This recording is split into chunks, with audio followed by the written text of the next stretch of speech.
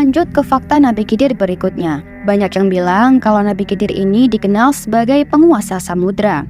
Ada cerita menarik yang menyebutkan bahwa Nabi Khidir menguasai seluruh samudra, mulai dari Samudra Hindia, Atlantik hingga Pasifik.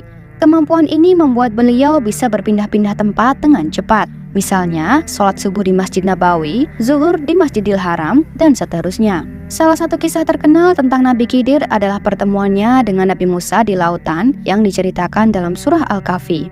Dalam kisah ini, Nabi Musa belajar banyak hal dari Nabi Khidir meskipun awalnya sulit memahami tindakan-tindakan beliau. Mari kita lihat ayat yang menjelaskan kisahnya dalam Al-Quran. Allah Subhanahu wa Ta'ala berfirman, "Dan ingatlah ketika Musa berkata kepada pembantunya, Aku tidak akan berhenti berjalan sebelum sampai ke pertemuan dua laut, atau aku akan berjalan terus sampai bertahun-tahun.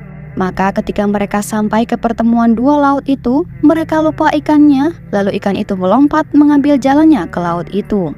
Quran Surat Al-Kahfi ayat 60-61. Nah, dari ayat barusan yang menjelaskan bahwa ikan itu melompat ke laut adalah tanda bahwa tempat itulah yang menjadi tempat pertemuan Nabi Musa dengan Nabi Khidir. Mari kita tengok ayat berikutnya. Allah Subhanahu wa Ta'ala berfirman, "Dia, Musa berkata, itulah tempat yang kita cari." Lalu keduanya kembali mengikuti jejak mereka semula. Lalu mereka berdua bertemu dengan seorang hamba di antara hamba-hamba kami yang telah kami berikan rahmat kepadanya dari sisi kami dan yang telah kami ajarkan ilmu kepadanya dari sisi kami. Quran Surat Al-Kahfi ayat 64-65.